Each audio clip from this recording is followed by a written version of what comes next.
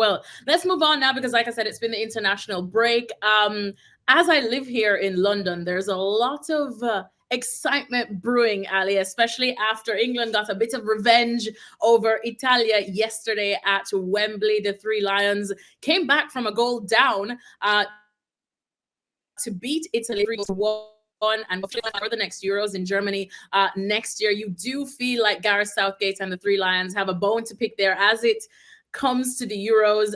They managed to get revenge on Italy home and away. But in this match, Ale, one thing interesting that Gareth Southgate, I thought, said after, he said, people used to criticize us for not beating the top teams in consistently. Now they've gotten 2 wins against Italy, like I said, home and away. How impressed were you with this win? It was a great performance from England. And yes, they go down. And yes, there were some times where they were open for transitions, particularly in the first half. And those are things that I'm sure Gareth Southgate is going to address. But the reaction of the team, I thought, was outstanding. And the quality of play in key moments and in key parts of the field was also outstanding. You can highlight many individual performances, but I think you start with Jude Bellingham and what he gives this team. At times, finding a role for him with the national team was going to be tricky for Southgate, and I think you have found a role. It's the same role that he has for Real Madrid. Give him some freedom in order for him to be able to support the attack, to run out of the midfield. He will do the work defensively for you. You don't even have to demand that from him because naturally he finds himself in situations where he is going to win a sliding challenge, where he is going to win a tackle. But given the freedom to find the spaces in the attacking half, and in particular, I think most importantly, given the freedom to run out of the midfield, because he is going to split lines, because he is going to get in behind. And it's so difficult to track a player with his skill set, because now you have that moment in which Italy is trying to figure out, do we track his run with a midfield? Does a center back pick him up? And then that fraction of doubt, Bellingham is already gone, and he's creating chances for himself, for others, drawing a penalty, so on and so forth. And when I say that he's willing to win a sliding challenge, well, that's what he did as well in the second half. Wins the challenge, then goes and gets on the end of the I think it was a flick on from Phil Foden, then finds Marcus Rashford, and then Marcus Rashford finishes the chance. But it all starts with his sliding challenge, with his ability to win a ball in a deeper position. So Jude Bellingham, I think you can look at him and say everything that is good about England and what's good in that performance goes to Jude Bellingham. But then beyond Bellingham, I like Harry Kane and what he does with the hold-up play.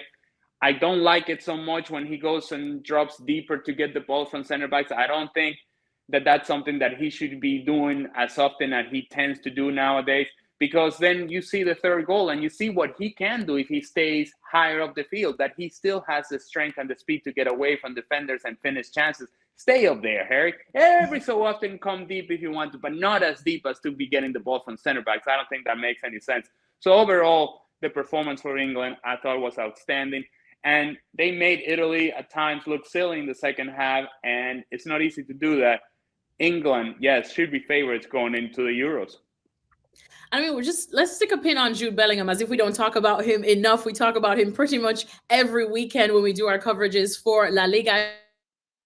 I think it was one thing, it might have been Sid Lowe that had said it when we were covering a Real Madrid game, that Bellingham stepped in on this Real Madrid team with so many big names, as Real Madrid tend to do. And from the minute he started, he just acted like he belongs. And it's almost like he doesn't even think it's that much of a big deal. He just always feels like he belongs. And we talk about how he is and his impact for club. And then you see his impact now for country. Am I tempted to say best player in the world right now?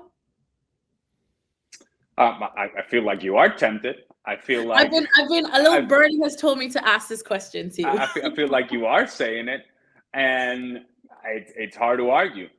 Who right now is playing at a higher level than Jude Bellingham with consistency for both now club and country? I can't think of a name that is better. You may be having guys that potentially could be there or thereabouts, but not better than Jude Bellingham, and certainly not the importance that he has for both club and country. And I think of all the things that you can point the finger at Jude Bellingham and say the things that he's doing well in the field, what I gravitate towards the most is his presence, leadership, his sense of the moment, and doing what the team needs at the moment. Do I need to run with the ball? I can do that. Do I need to distribute the ball? I can do that. Do I need to be a player that can attack in the 18-yard box? I can do that. Do I need to win a challenge? I can do that. And it seems like his instincts for the game kick in moments in which the team needs him to do so, and seems to be scoring important goals both for club and country. And those are intangibles that you just cannot teach. And the skill set is one thing, but when you add it to the intangibles and the subjective part of the game, it is a full package and a combo package that I think Jude Bellingham offers both England and Real Madrid. Well, there you have it. As Alex said, England definitely looking like favorites for the Euros come next year in Germany. What I think it would be for England to win an international title in Germany. Are you saying it's coming home? Is that what you're saying? My team's Jamaica, so I would love for anything to come home there, Ali. But one quick thing, let's talk about Italy really quickly before we move on to some transfer rumors, because these are still the European defending champions, and once again they're staring down the barrel of a massive scandal off the pitch with the players involved in some betting. But Spalletti obviously looks like he has his work cut out for him. He recently said that he wants Italy to play free football with personality again. How much work though does he have to do to steady this ship before the Euros? Because again, they are the defending champions. Yeah, and yet you watch them play and you watch the talent level and you kind of go, I think they're a little short. They're a little short. It just doesn't feel that they have enough in the attack. It doesn't feel like they have enough of a presence in the midfield. They're not nearly as good defensively. And so you kind of look around, and just on names alone, just on paper alone, you put England and Italy side by side, and it's a mismatch. And the game is not played on paper. We know this, right? That's well documented. But then you put it on the field, and there is a significant difference between England and Italy. You're not seeing a team in Italy that is playing at an elite level, and now they have the pressures of having failed to qualify to the World Cup. They have all of that kind of built into whatever happens in the next match against Ukraine. And so you're looking at it and thinking, okay, hold on a second. So what do we focus on? Do we focus on the fact that they won the Euros, or do we focus on the fact that they have failed to make it to the last two World Cups? Which one is the one that we want to pay attention to? Which one is the one that really tells us a story? Which one is the trend? Which one is the thing that we believe? And you just look at the talent on the field and you kind of go, they're short right now.